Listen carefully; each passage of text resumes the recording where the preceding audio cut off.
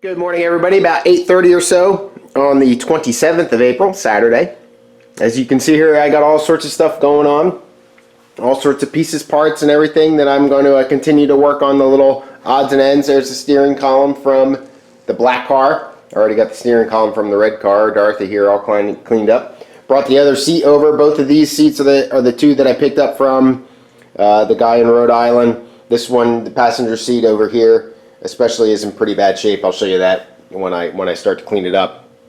I do intend to get epoxy primer on the body today, at least the back portion of it that I've done work on. I'm not going to do the firewall, but that'll be towards the end of the day. For now, I'm going to start trying to get some of these parts all cleaned up and maybe get some into regular primer, not epoxy stuff, but just the Rust-Oleum stuff and the stuff that I'm not as concerned about with environmental protection, so that I can get these all in paint and maybe a couple surprises in here. We'll see what goes on. Various pieces, parts that I have here. These two, obviously, one was from the black car, one was from Dorothy. This goes up underneath the dash, and this supports the steering column. So this bolts up. You got a couple bolts in here. I can show you on the body maybe. But that bolts up kind of underneath the dash, and then you have the top clamp fits like this. The bottom clamp comes in underneath it like that, and the steering column, as you can see, would run through there. Now that extra little kick out is for this guy, which is the wiring cover. As the wires run down the steering column, it's just a little vanity cover kind of to make everything look so that you don't have wires hanging out all over the place or on your lap. So this is all that crinkle coat stuff. And then this is another portion, and I think this goes a little bit to the right of this, and it's just a minor cover to keep, again, the wires and the stuff out of the way. This looks like it gets down close to where the transmission tunnel would go and all that kind of stuff. It's been a while since I took it all apart, obviously. Clamp here for again, the steering column, just in a different point. And these guys right here are the Etutions, I don't remember how to say that. Escutcheon. Escutcheon. Cool word though, but these go across the steering column, and that's where the headlight switch and the turn signal switch come out of.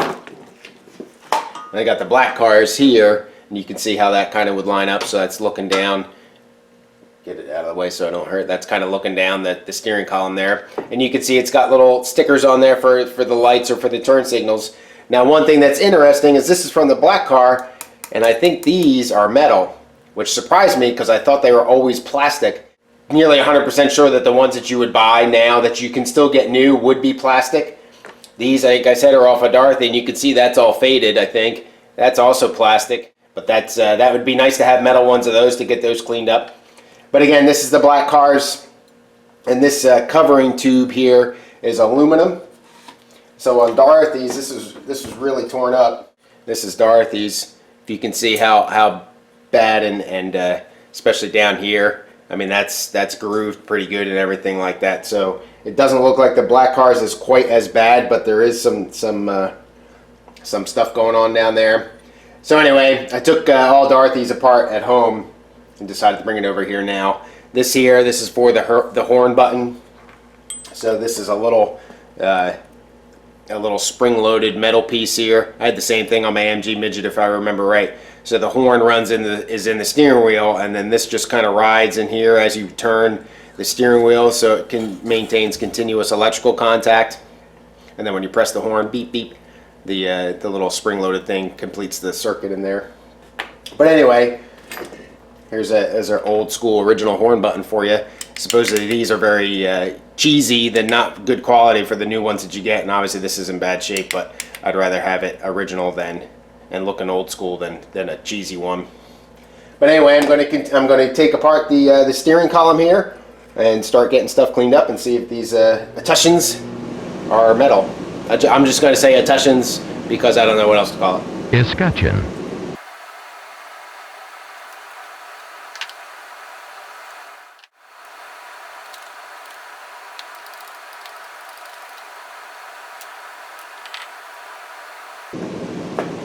Yeah, definitely metal.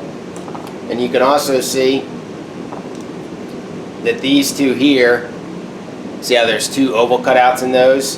And yet the black car, you had an oval cutout for the turn signal one, and then just a circular cutout for the headlight switch one, because this didn't obviously need to move. So maybe these are aftermarket and they just faded, I'm not sure. I'd be interested if anybody knows if these came metal originally. I know you can still get the stickers, but like I said, I think when you get these are plastic. But I'd be interested if anybody knows if these are originally metal, or if that was something that they changed through the market, through the car's run, or what. So now I've got the switches here and everything. I'll get those things out.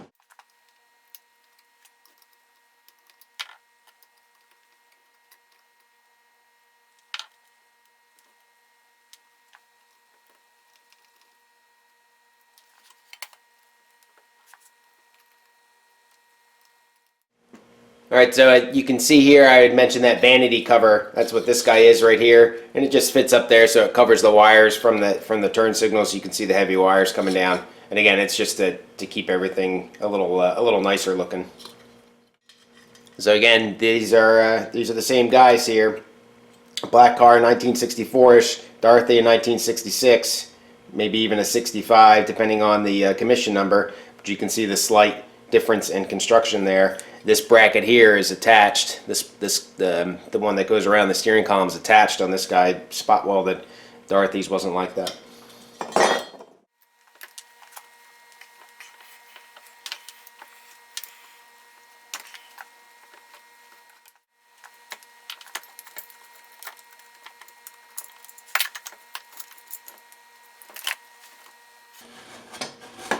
Alright, so there's the switches out, no problem. Put them in the bag here. Now here's one part. You can see this pipe clamp on here. Dorothy's didn't have that. I'm not really sure what that's there for, but that's obviously not trying for the original. Alright, little collar lock here, whatever that is. I take that off.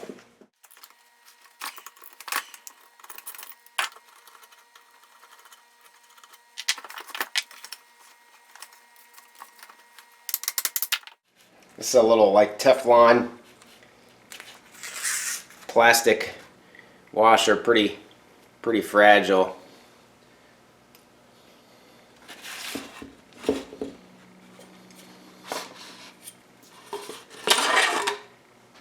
Alright, so there's the steering shaft.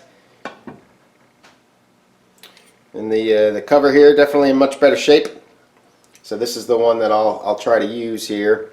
There are bushings in here. I gotta look at that. I'm not quite sure. You can see this knob here, and there's one up here, and this little collar piece. There's bushings inside there that I think are replaceable. I gotta look into that. This little purple wire here, that's for the horn button. But anyway, this one, like I said, is in much better shape. Little end cap there. So this is the one that I'll clean up and use.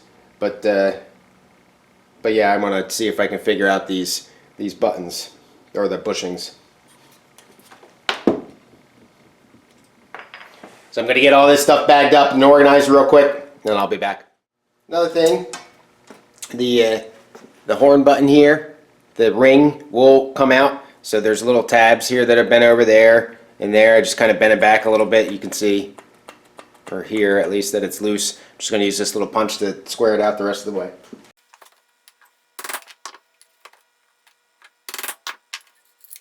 Alright, so that came right out, no problem. That way I can get this cleaned up. It's just a brass plate or brass ring on a melamine plastic plate there. So now you can see that that's a little bit better access there.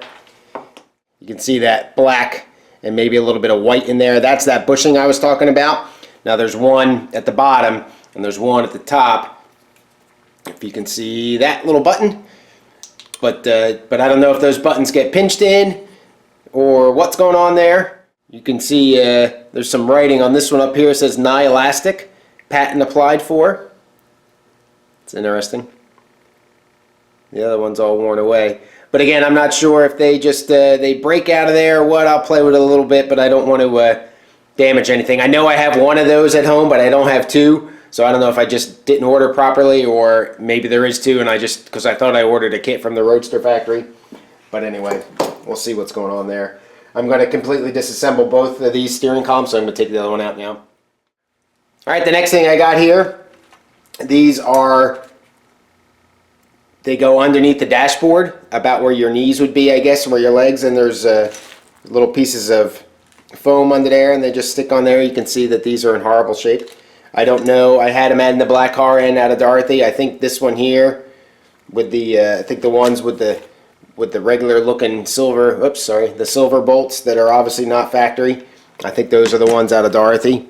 And these are the ones out of the black car. This hole here, you can see that hole there, that's all torn up.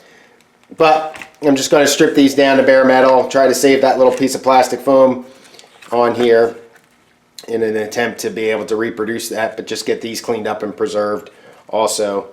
They look like they were tried to be galvanized at one time in life, but I don't intend to. If I can find a couple that are good, I don't intend to repair all these. You can still get these. This one's actually in halfway decent shape. You can still get these, so maybe I can save this vinyl as well. Especially there should be one piece of vinyl that's in good shape still, hopefully, or two. And hopefully salvage the vinyl so I don't have to do vinyling as well. So we'll see that they're kind of pop riveted in there, so we'll take a pop rivet of this. Got the heat gun if I need to loosen up the glue, and we'll get these taken apart.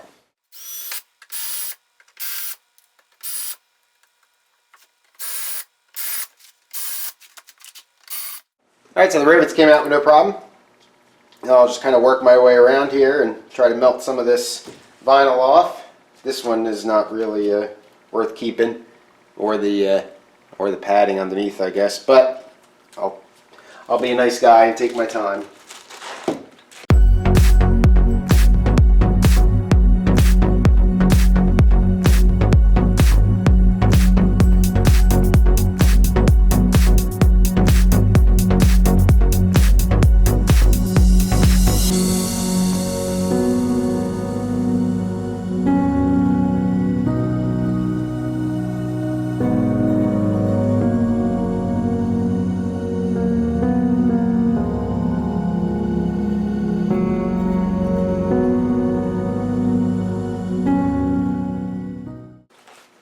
There's one piece that came off. Nothing else. I can use those as a pattern. And you can see the pad on there. It's just a piece of foam. Kind of sort of rigid, not too much.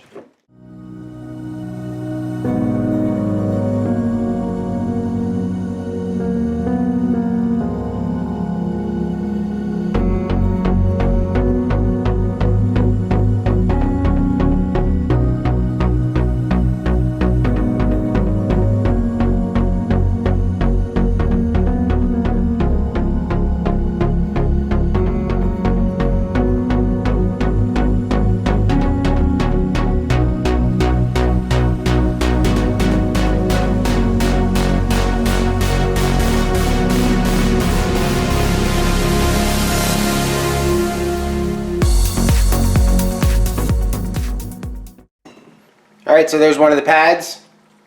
It's like a little snake or something. Now what I tried to do there, and I don't know if it'll work on all of them, but instead of heating the pad up, I heated up the back of the metal to try and loosen the glue from behind. I don't know how much resistance to heat these things have, and I didn't want to start it either catching on fire or melted or whatever. So like I said, I am going to try to save these either for reuse. I mean, they're not too bad if I can clean them up, or if nothing else, a pattern.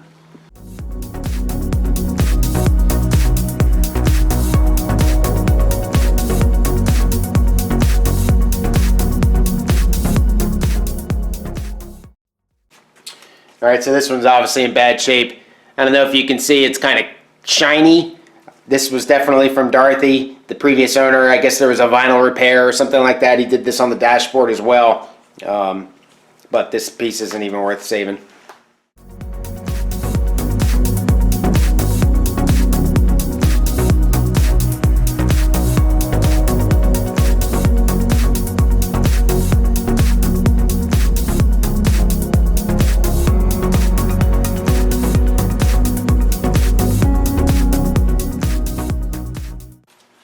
Alright, heating up the metal seems to be working. Got another one off there.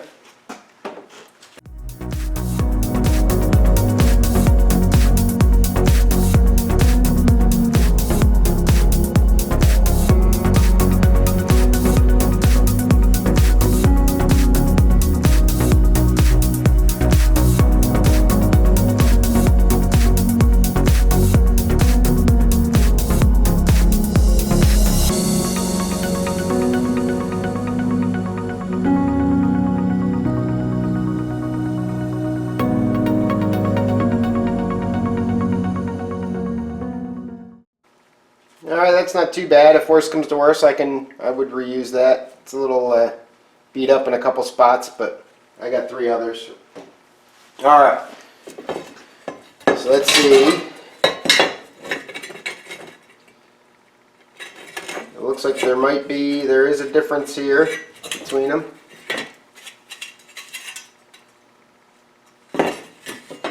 Or this one's just broke. Yeah, so 3 out of 4 of these are the same, which obviously doesn't make any sense. This one here is kind of, like I had mentioned, kind of blown out at the end there. I can't quite tell if it's supposed to be like that. A couple of them are not in that great a shape. These are definitely 2 of the best shaped ones. So I'll have to research a little bit. Also, if you look here, I'll show you some. You can look at the pattern on those. I don't know how well that'll show up in the camera, but you can kind of see the texture pattern of the vinyl. And then if you look at this one, it's a lot finer of a texture. So at some point, and I think it was late in the run, they went from either rough to smooth or smooth to rough. I'm not sure which way they went. And I don't think this is a cleanup issue. So, but both of these cars are within the same age range or year range of the regular vinyl, whichever it was, rough or light. And looking at it, I assume it's the rough is the older one. So it's kind of interesting to find a smooth vinyl one in there. So maybe one of these was aftermarket. I don't know. They seem similar enough. Who knows? Maybe the long one was aftermarket. I didn't really keep an eye on what I was doing there. I'd have to go back and look. But anyway, I'll get all these cleaned up and all of them painted. I'll clean this vinyl up if I can and maybe reuse some of that, or at least have a pattern for it to cut new vinyl. It'll give me something to work with. So, but yeah, so there we go with that. All right, next up, this is the gas pedal. You can see that little guy right there. I love the gas pedal. No rubber or anything on this little thing. It's just a really small resting spot for your foot. You can kind of see with my hand here what the size is. All the, at least the older Triumphs like that, the old TR3 that my grandfather had, same kind of thing. Just to, oh look, a gas pedal. It's not really that massive. Anyway, you can kind of see that this thing is pretty convoluted, and it is supposedly a real bear to get in and out of the car when the body is on the chassis with the motor installed. Now, I was able to get it out, and I documented that many years ago when I first came over to the garage, that I was able to get it out, but I documented it in pictures.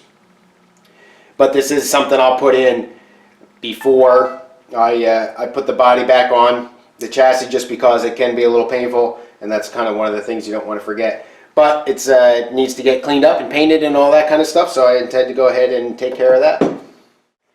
Now, there is one thing here. It's got that little adjustment point there, and that just screws and hits on the firewall when you loosen that out.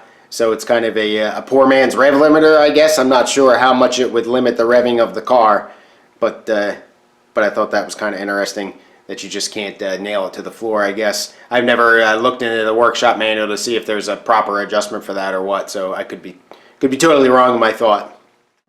Anyway, there's not much to clean up there without getting to cleaning. So I got a whole bunch of stuff that I'm going to clean. Some of it's going to go into the booth, and some of it will just get done with the bench grinder. So I'm going to get all that stuff set up now and get to working on all that.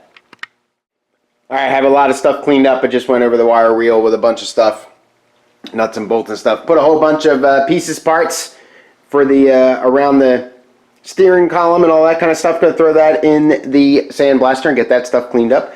I got this radio plate cover that goes on the radio support, that guy down there. This one I grabbed from home because the other one had some work done on it. So I'll get this cleaned up as well. And probably take another hour or so to do all that stuff and hopefully get all this stuff cleaned up. Then I'm going to grab a bite to eat and start making serious preparations to paint.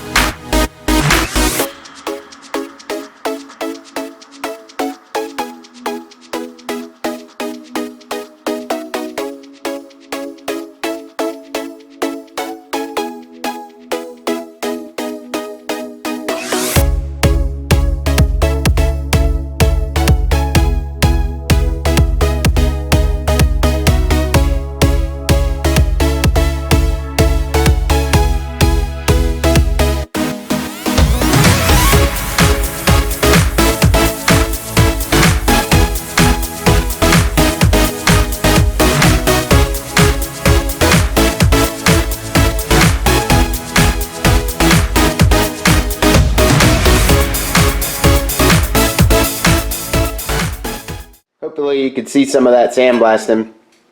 So it works pretty well to get all the paint off, obviously. The problem, unfortunately, is that it takes a lot of air. It is a big air hog, bigger than, painting it all. But what happens, at least with the compressor in here, I don't really have real good moisture mitigation. I use those desiccant filters right at the gun when I paint, but I don't use them at all because they're not real cheap, and it's not as critical, frankly, anywhere else. But what happens is the line starts to get wet and it starts to clog up the beads, the crushed glass in there, and then it stops working as well. So I'm just letting it cool off now. But I got these parts done again. Hopefully you could see how rapidly it would go if you have some good moisture mitigation. You'd and have a compressor. This compressor pretty much runs non-stop, but it can just barely keep up. But if you have something similar to that, you could probably just go indefinitely. I do have the vacuum cleaner hooked up to it. Otherwise, I would be in a real dusty environment in there. You wouldn't be able to see anything. But you do lose media over time for that because the vacuum cleaner is sucking it out, of course. So I'm going to get these shot into, I washed them down with fresh water and then just dried them off force dry them with the air. And I'm going to go ahead and get some regular old Rust-Oleum primer on these, not epoxy or anything, and get them sprayed up in preparation for getting them in paint. Alright, got these pieces painted. 2 coats of primer, 2 coats of the gloss black. Wasn't too concerned about the inside portions for the black. I don't know if you can see, it's not total coverage, but I did make sure I got the primer covered real well.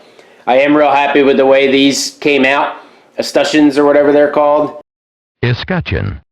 I know you can get them in plastic aftermarket, but I'm not sure if they're original manufacturing or if they changed at some point over to plastic. Triumph did, but these are definitely metal, and I like them. I need to get stickers for them, but otherwise happy with the way those came out.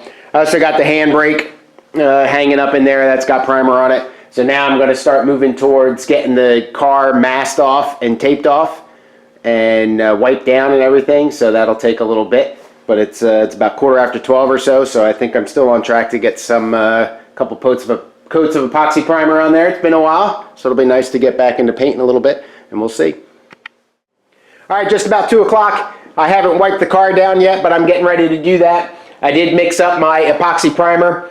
For those of you who are relatively new subscribers or who may not have seen me paint before, I'm going to go through some of my setup and some of my equipment that I'm using. If you do know this and you want to skip ahead, I'll put a little comment or something like that and give you a timestamp on where to skip to.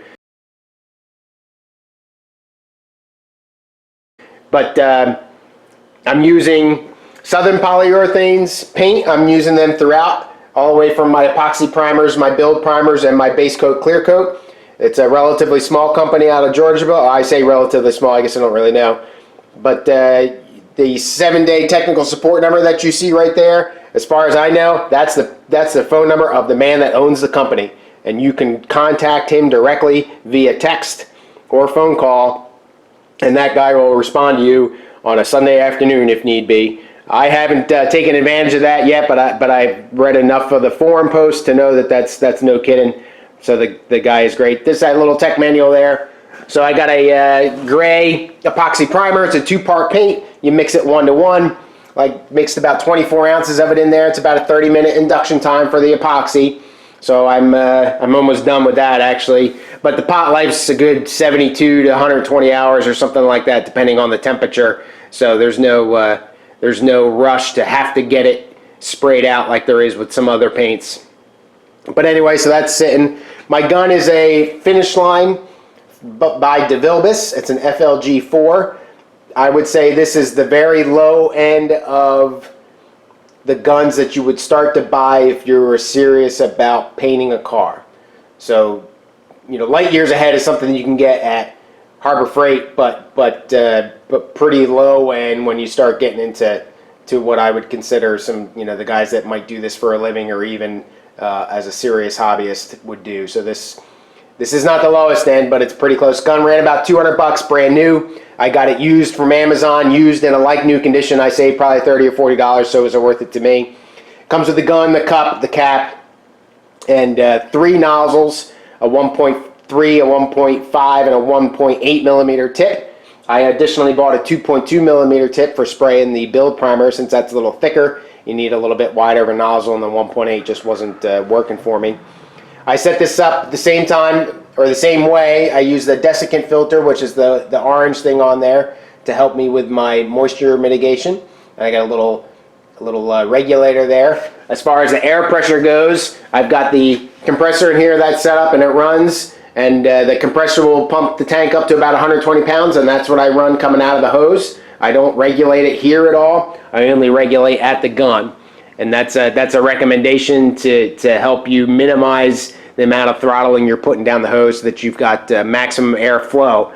It's a HVLP gun, so it's high velocity, low pressure, and these take a lot of volume. So you need a pretty good size compressor to handle spraying this. So the compressor will kick on once or twice at least for me while I'm spraying the body, because it is a relatively large panel. When I was spraying the doors and even some of the bonnet, it wouldn't kick on because there was enough residual in the tank. But you need something good size. So the next portion to do now is to get the wax and grease remover on the car. I haven't done that yet in the places that I tend to paint. That's that guy right there, and it just removes, you know, residual wax and grease, like it says, either from your hands or some dirt and things like that. So I got to spray the whole car down with that. But I have swept in here. I don't plan on wetting down the floor at all. Not for the epoxy primer. When I do base coat, clear coat, that'll be something that I'll definitely look at. And then I need to get all these pieces cleaned up as well, because I intend to spray them and move along. So I'm going to go ahead and get this thing wax and grease removed. That takes about 30 minutes or so to dry up, unless you use compressed air, and I'll let that go. So the paint's probably about ready to go now. I do have a little fan in here, and I got a filter over there and a filter over there to try to let some airflow come in here and keep some circulation going. The fan is on low, so probably not quite as much airflow as I would like, but it's functional. So anyway, that's the plan for the rest of the day, and I'll get 2 wet coats and I will record it for you so that you can watch what I'm doing. So I've hit the car already with 1 round of the wax and grease remover. I always do at least 2. The first round is just to kind of get the coarse stuff off. I'm not real careful. I don't try to cover every little square inch and everything like that, but it does help in getting the heavier dust and everything that I didn't get off.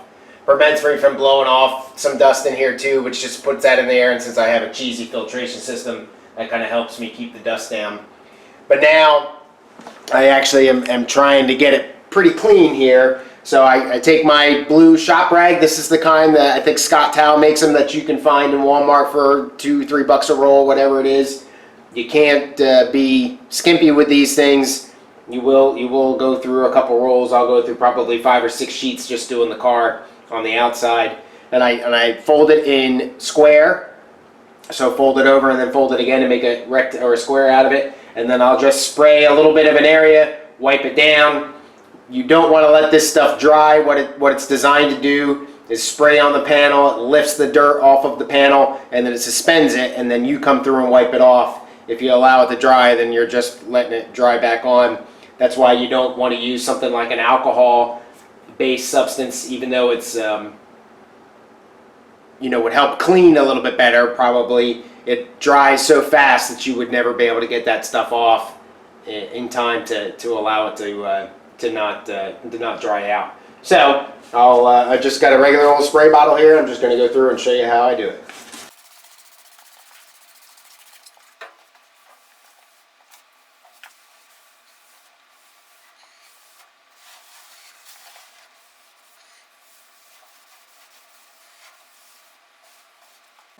Right? So I just did that wing there, again, just portions at a time to prevent it from drying out and to allow me to control it a little bit. That was the first side of it. You can see not too much dirt on there. That was the second side of it. So based on this, it's not perfectly clean, but it's pretty close. I may go and do a third round, but essentially that's really all there is to it. So I did use 1, 2, 3, 4, 5, about 4.5 rags to clean this up. It's especially difficult here in the bulkhead area because you got all the nooks and crannies and everything. So you just got to make sure that it's okay.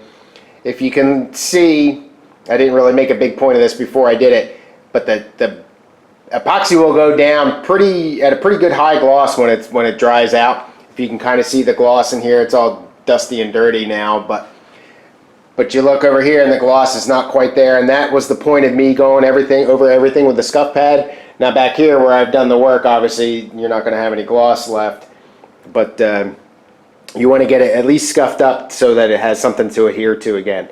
So I'm going to probably do a real light once over it with some compressed air, and then I got my paint already ready to go here. I'll get the paint in the gun and we'll get coat number 1 down. A couple things before I get going. I'm sure I'll forget other things, but I got my little test board set up over there. I'm just going to test the spray pattern and test for the quantity of paint. I don't want any runs. Now with the epoxy primer especially, you're better off putting on a lighter first coat and then going a little heavier with your second coat. That's the recommendation.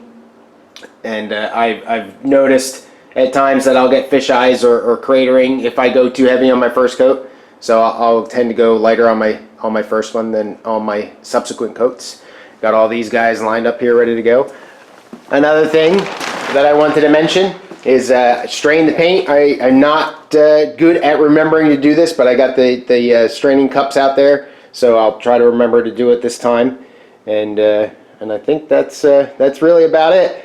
I'll set the gun up here and get the pressure that historically has worked for me on my notes, and then get the spraying. Alright, I do have the camera in a bag, so it's going to be a little cloudy. Probably not going to be the best quality, obviously. But at least you'll be able to see me, especially on the passenger side here, and how I approach it. I intend to work from the back front, just to try to make my way out of the spray booth in here, just to minimize my chances of bumping stuff that I've already painted, so I don't have to walk by everything again. So again, working from the back of the car towards out of the booth. We'll come back in here in a second with testing the paint, and then we'll get going. Alright, got the paint in the cup. A couple things. You want to try to pull as much hose into your booth as you can if you're doing it like me, where you don't have an air drop in your booth, just so you're not trying to pull hose through at the last minute. Also, there's a little cap in this top of the cup. You want to make sure that that's clear every time you paint. One time during the Raptor liner phase, I did not, and I couldn't figure out why nothing was coming out of the gun. It draws a vacuum in here and you can't move any paint. And the cup is very full right now, probably about up to here or so. So you got to kind of watch that you don't spill it or anything like that. The cap should prevent that, but just, it's a little bit different if you're going to go upside down, especially with painting, so that you don't lose any paint or spill it or do something odd like that. So I'm going to test over there with the board and then get the spraying.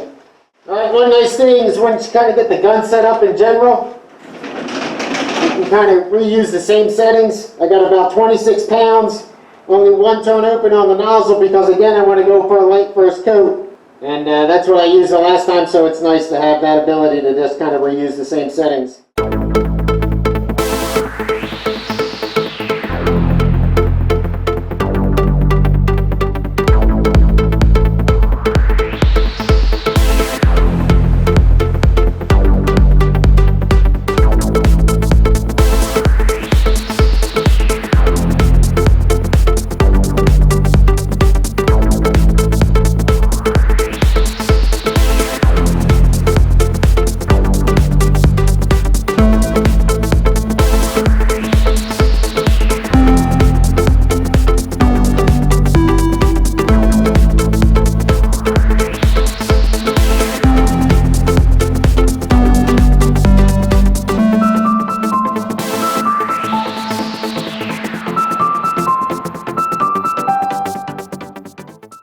Alright, so based on how much paint I still got in the cup, which is actually a little bit more than I expected, I will not have to mix up more paint. Now, given I am going to increase the flow rate a little bit, but I obviously still have my mask on too, by the way, but I got a 30-minute time now.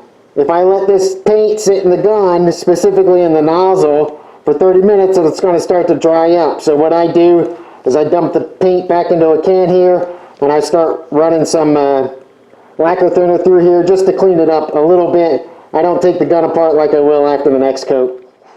Alright, we're taking a look at a couple of the pieces here. I missed a couple spots on these little guys. The glare was kind of pretty bad looking right at the lamp, so on the second coat I'll have to move that away first, but it worked.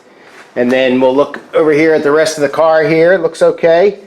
Now you'll probably see some spots where it looks like it doesn't cover everything up. Especially back there, you can see that in the light with the body filler, and that's okay. Again, the first coat was going to be light. The second coat will be heavier than that, so I should get better coverage. You can kind of start to see now the dents that I missed. There's a couple in there. Yeah, there's right there in the center, right there in the center. Those will be just a little epoxy shots, and but that's one of the reasons I'm doing this. And then everything else looks doesn't look too bad. It's not perfect, obviously, not too bad. So again, about another 20 minutes on letting this sit, and then I'll come in heavier with the second coat, get a second coat on all these little pieces parts, and then that should be about it for the day. It's I don't know, probably 2:30, 2:45 now or so. I don't have my watch on, so I didn't get it all messed up with paint, but we'll see. 30-minute wait time between coats is done. I'm going to strain the remaining paint back into the cup here. Get the second coat on, again a little heavier this time, and we'll see how much paint I wasted. I hate wasting this stuff because it's not real cheap, but there you go. And then I also forgot I wanted to get this little spot that I repaired on the bonnet, and I got that one red spot underneath where I scraped away all of the Raptor liner on the firewall. I want to get that taken care of, and I had drilled a hole a long time ago just to tie up loose ends here. Drilled a hole a long time ago in the sill here. If you remember, I wasn't all that happy with this gap in the sill and all that kind of stuff, and I drilled a hole to see if I could get it to shrink back in, and I refilled the hole. It didn't work. I think I'm just going to let sleeping dogs lie, so to speak, with this, and just kind of leave this. This can be my mistake on the car. How about that? All right, 2 coats down. Got 2 coats on all these little pieces parts here too, and covered up the mistakes that where I had missed some stuff. I also got paint brushed on with there and on the bonnet. Happy with the way that it came out, except now of course I can see all the spots that I missed as far as dents go, but that's alright. It's half the reason for doing this. kind of down. I unplugged my LED strip back there, but you can probably see the dent there. That's what I worked where the car got smacked a while ago from the previous owner. And then my botched and second attempt to repair the bottom fender replacement. Now I can work on that stuff since it's back covered in epoxy. So all that stuff will get fiberglass filler first. You can also see a couple of the dents that I had missed over here as I move through. I think you can see them. Yeah, there's one there, a couple of them in there. So I'll grab all those. There's a pretty good pock mark right there. I'll grab that guy. But that's one nice thing, I guess, is you can pick out all the stuff that you missed. But, you know, it's bad because you missed a bunch of stuff. Anyway, that's going to be it for me for today. I did use an additional 13 ounces of paint. So mixing out 24, using 4 in the first, 13, obviously that's 17, so I got a good amount left, unfortunately. But I'll record this again. The last time I had painted this, I painted it in sections, not all in one shot. So now this is a good number for me to keep written down for when I go to paint the base coat, clear coat, and to know how much I'm actually going to end up using. So there you go. All right, everybody, that's all I got for today. Thanks so much for watching. Please leave a comment below. Tell me what you think. Pretty good amount of work done today. I think I'm going to make this into a video, so I got a lot of action shots, so to speak. So hopefully you enjoyed it. So have a good rest of your weekend. I'll see you sometime next week. Cheers.